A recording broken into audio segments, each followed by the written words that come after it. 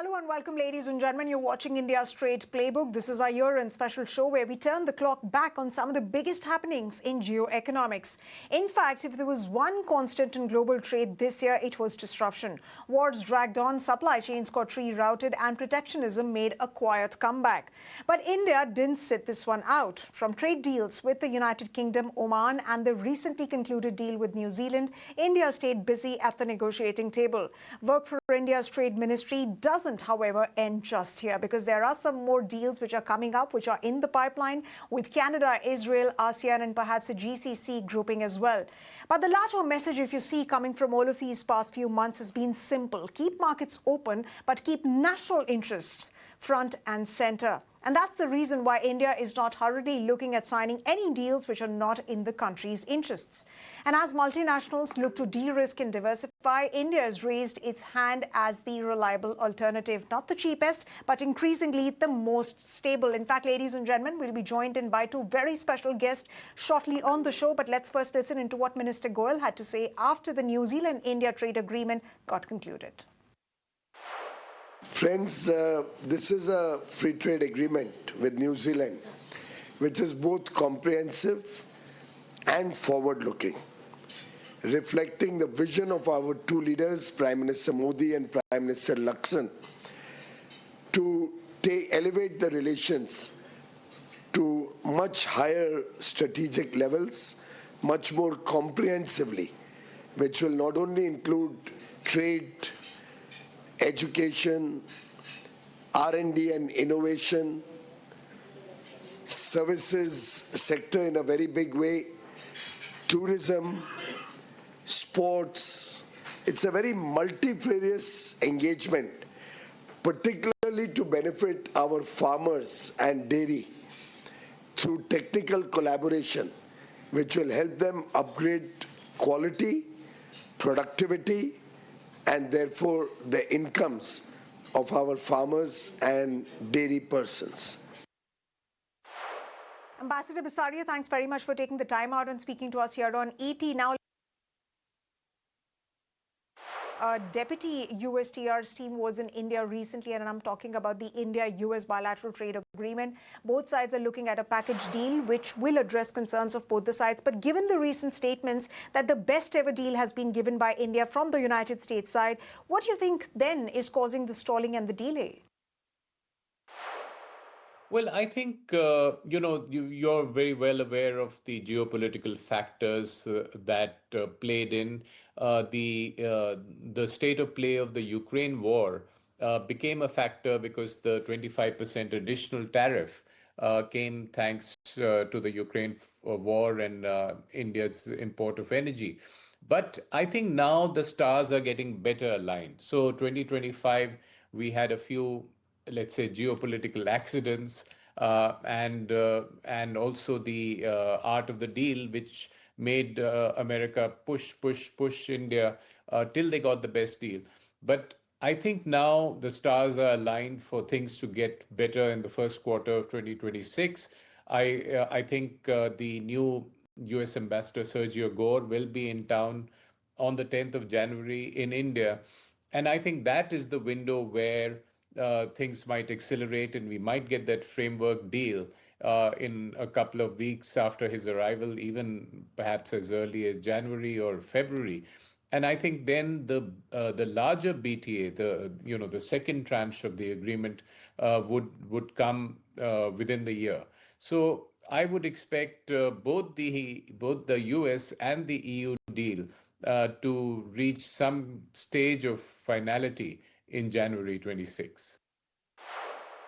Now, Ambassador Bisaria, Deputy USTR in his meetings also did mention that the US understands India's sensitivities. However, for President Trump, agri is an important sector given these tariff disruptions and how they've impacted farmers. Sources once again have reiterated that India is not going to budge on agri, dairy and poultry. But will the United States then budge on these sensitivities? Well, I think there'll be a bit of push and pull. Both sides seems to acknowledge that India's put its best deal forward. The India-US deal, particularly in terms of agriculture, might be the best offer India's made to any of its trading partners, compare it to the UK or the UAE or even Oman. But I feel that there will be a bit of pull and push. There may not be that finality on the agriculture piece in the January framework agreement that we expect. But I think the two sides have a tough negotiation there, but there will be a landing point which will be comfortable for both sides. And I would expect a framework agreement which won't get into too many weeds on these issues, which would have a big picture of investment, of hopefully replacing the 50% tariff with a 15 to 17, 19% deal. And I think some commitments on Indian energy imports and some investments. I think that would make the framework deal, and the details of the agriculture would be perhaps worked out in the next few months. Ambassador Bisaria, since you mentioned about investments, and this is something that we've seen with other countries as well. Japan, for instance, has committed to making investments in the United States, and so have other countries in Southeast Asia as well. But what kind of investment commitments could India make when you're talking about finalizing a package deal? Exactly. So, Japan announced a deal, the EU announced a deal, the South Koreans announced a deal, all of which had some element of investment. Don't forget that India already invests substantial amounts. I believe it's around 30, $40 billion in the US. So there could be a commitment of increasing that. And that commitment, is really from the private sector. So the government can only give an indicative number. But that is something that might gladden Trump's heart. That is what he looks at, the kind of immediate transactions and headline numbers which could be sold to the people that would be the benefit of the deal. So I think there could be some creative accounting there of talking about investments from India into the US over the next few years. We already have a target of $500 billion of trade. By 2030, we could have a similar target for investment. But I think that is simply a matter of some creative geopolitically smart communication. But I think that would be the shape of the deal rather than the details of the 19 chapters which would come later.